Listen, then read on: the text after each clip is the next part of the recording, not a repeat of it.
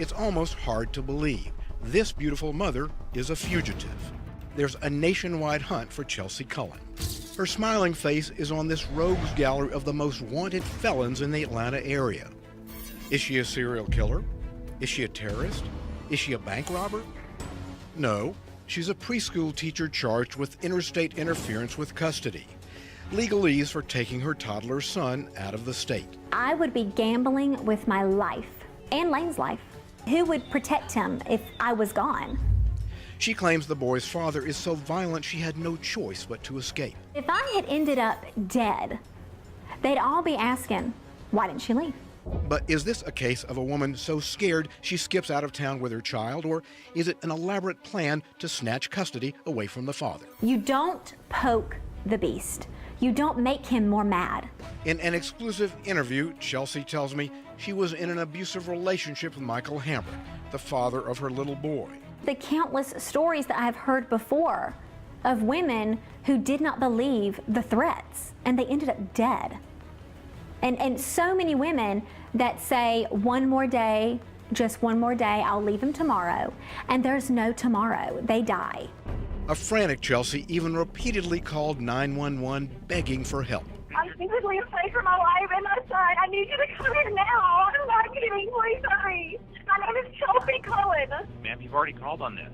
I know that it's coming. I need help. Please don't hang up the phone. Please don't hang up.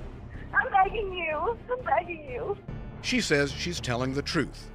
But Gwinnett County District Attorney Danny Porter says the truth is that Chelsea is a liar. This is not a case of domestic violence. I don't know how many times I can tell you that. This is not. She is not telling the truth. There is no evidence. The DA says there's no evidence that Hamrick, a plumber, ever abused Chelsea or threatened her life. I'm not claiming he's a Boy Scout. I'm claiming that she unlawfully took the child out of the state. Hamrick has his own collection of mugshots going back several years. Arrest for disorderly conduct and battery against the mother of his first child. He pled guilty to battery and got 1 year probation. He denies everything Chelsea claims. Has Michael ever harmed a woman before?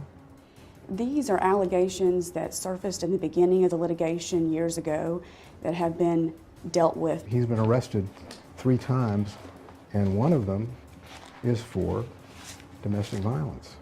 And I'm sure you've seen these. I have. These incidents Michael is not proud of. She tells us she left in fear of her life. That's interesting that you've spoken to her, because this young lady is wanted as a fugitive across the United States. You've been in contact with a fugitive, and you listened to this. The DA says his office is working 24/7 to bring Chelsea in. I even gave her my cell phone number, which is on 24 hours a day, and told her mother, have her call me and I will talk to her and I will tell her what her options are. And at that point, I was perfectly prepared to go back in and litigate it if she would just come back and bring the child back. Chelsea never called. I don't like people spitting in my face. In TV interviews, Hamrick claims he spent $200,000 desperately searching for Chelsea and their son. If I were auditing him, it would raise the question of where did the money come from? Vic Hartman was with the FBI's corporate fraud detail. He examined Hamrick's tax returns, which show a $16,000 loss. So when you see him on TV saying, I spent $200,000 looking for my son, what goes through your mind? Yeah, as an investigator, questions. How could that be? So if Chelsea turns herself in, or if she's captured, what will happen? She's gonna be in an orange jumpsuit. She'll be in handcuffs. If I find out that her parents aided in it, they'll come back in orange jumpsuits.